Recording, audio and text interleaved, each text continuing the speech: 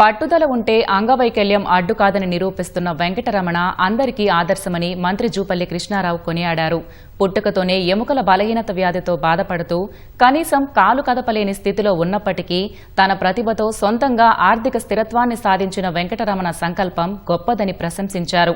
ఆదిలాబాద్ కైలాసనగర్లో వెంకటరమణ ఇంటికి జిల్లా collector Rajarshi Shah, SP Akhil మహాజన్తో కలిసి మంత్రి జూపల్లి వెళ్లారు.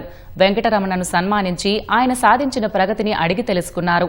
అంతకుముందు జరిగిన అధికారిక కార్యక్రమాల్లో మంత్రి వెంకటరమణ గురించి ఈనాడు ఈటీవీలో వచ్చిన కథనాలను ప్రస్తావించారు.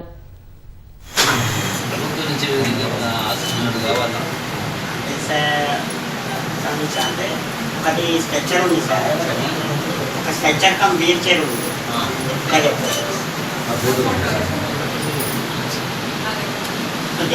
సార్. యాక్చువల్లీ ఇది కస్టమైజ్ అంటే ఇది స్ట్రెచ్చర్ కమ్ వీల్ చైర్ ఉంటుంది సార్.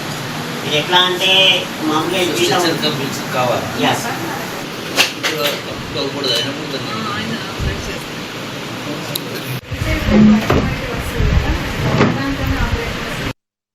కూర్చోలేడు, నిలబడలేడు, తినలేడు, తినిపియాలి. మొత్తం టోటల్ మంచం పైనే పుట్టినప్పటి నుంచి ఇప్పటి వరకు. కానీ ఒంటి చేతితో విధిపై విజయం.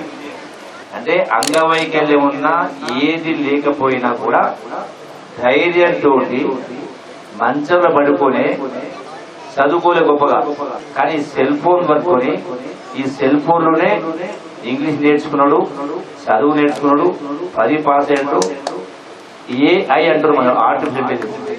ఈ ఆర్టిఫిషియల్ ఇంటెలిజెన్స్ సెల్ ఫోన్ లో నేర్చుకుని ఈ రోజున నెలకు 50,000 రూపాయలు సంపాదించుకుంటారు.